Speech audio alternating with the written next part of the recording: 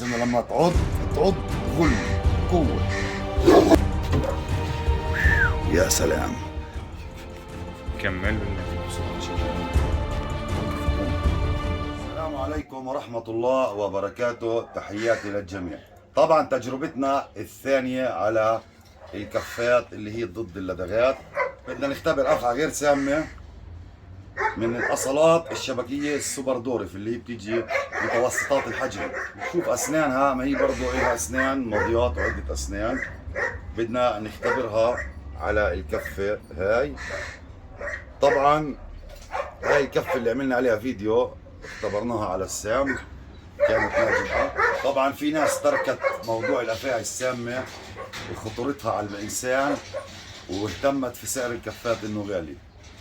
مش غالي يا اخوان، قد بده يكون غالي، مش اغلى من حياة الانسان. يعني شو ما كان سعرها، المهم انها بتحمي الانسان ومش هالغالي يعني كثير. المهم طبعا احنا دائما نستعمل، لكن انا ما بستعمل كفات الا عند الضرورة القصوى. خلينا نجرب. نفوت على حية اعطيها تعض ايدي. طبعا هاي الحية لها اسنان 100 سن فتمها ماضيات.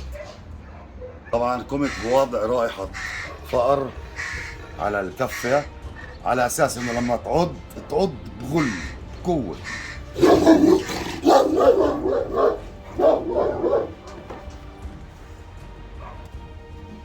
طبعا هاي لها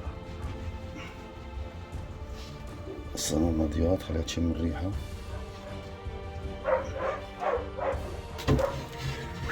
يا سلام.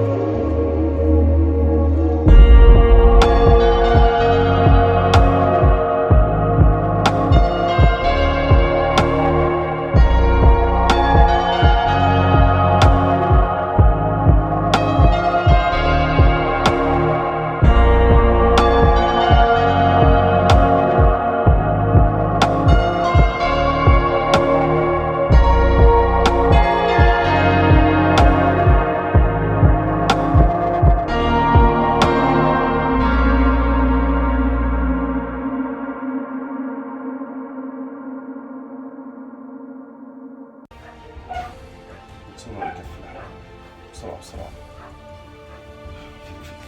كمل بالله. فيك بسرعة شغل الدم. وقف الدم بسرعة. بسرعة. فك فك يا حبيبي. طلع ايدي، طلع. لا اوعى راسك. خليه يسكت. طلع اسنان، شايف اسنان؟ تعال شوف زي هاي اسنان زي الانياب. ركز.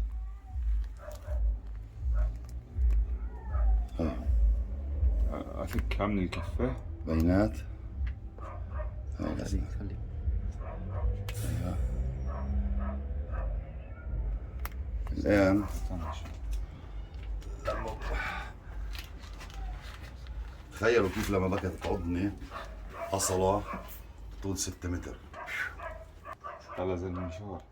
ايوه من هين.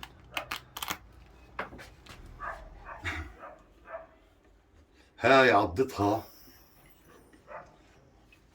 اقوى ب10 مرات من الافعى السامه. الافعى السامه بتعض وبتلدغ، لكن على العضه والهاي على تحمل قدره الانياب، يعني بتضغط قوي نعم، لكن الاصله اقوى، بتعض اكثر واقوى. يعني الكفات نقدر نقول كمان.